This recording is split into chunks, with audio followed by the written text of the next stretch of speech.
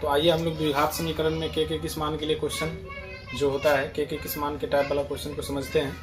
जिसमें आज हम एक क्वेश्चन लिए हैं के किस मान के लिए दिए गए समीकरण 2x² + kx + 3 = 0 के मूल वास्तविक तथा समान होंगे, यानी मूल बराबर कब होंगे। मूल बराबर होने के कंडीशन पर के का मान देखना है, ठीक है। इसमें देखिए, इसमें 3 गो चीज़ को आपको ध्यान रखना है। जैसे डी का मान जब 0 के बराबर हो, डी का मान जब 0 से बड़ा हो, डी का मान जब 0 के बराबर हो, डी का मान जब 0 से छोटा हो। यही 3 वो चीज़, यही 3 कंडीशन जो है आपके एक ऑब्जेक्टिव को भी उड़ाएगा, ठीक है। यहाँ से एक ऑब्जेक्टिव रहेगा ही रहेगा। और एक क्वेश्चन आपका यहाँ से रहता है d = > 0 से वास्तविक मूल। यहाँ पर जो मेरा क्वेश्चन था वो के किस मान के लिए दिए गए समीकरण के मूल वास्तविक तथा समान होंगे। तो इसके लिए हम लोग देखते हैं, सबसे पहले जो इक्वेशन है उसको लिखेंगे 2x² + kx + 3 = 0, ठीक है। यहाँ से हम लोग क्या करेंगे, ABC निकालेंगे। a का मान आपको 2 हो गया, b का मान हो गया आपको k और c का मान हो गया आपको 3। अब चूंकि मूल वास्तविक तथा समान होंगे, मूल वास्तविक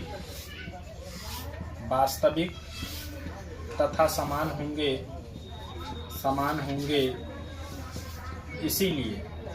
इसीलिए d बराबर क्या होगा, 0 होगा। क्योंकि d का मान जब 0 के बराबर होता है तब मूल वास्तविक तथा समान या वास्तविक तथा बराबर होता है।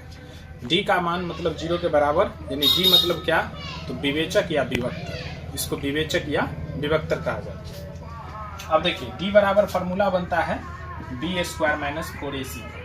तो b² - 4ac बराबर 0 कर दिए। अब यहाँ पर अब b का मान कितना है, k है, तो इस k को यहाँ पर b की जगह पे रखें। -4 × a × c 3 रख दिए। अब देखिए, ये बन गया आपको k², 4 दूनी 8 × 24 बराबर 0।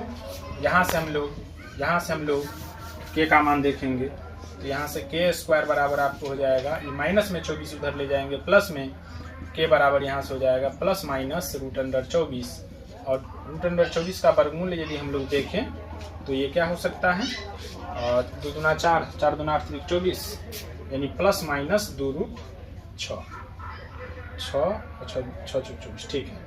तो ±2√6 हम लोग लास्ट में लिख देंगे। अतः k बराबर ±2√6 पर, यानी k बराबर 2√6 या k बराबर -2√6, ये दोनों पर ही मूल वास्तविक तथा समान प्राप्त होंगे। बहुत ही आसान है बनाना। आशा करते हैं आप लोग भी सीखे होंगे।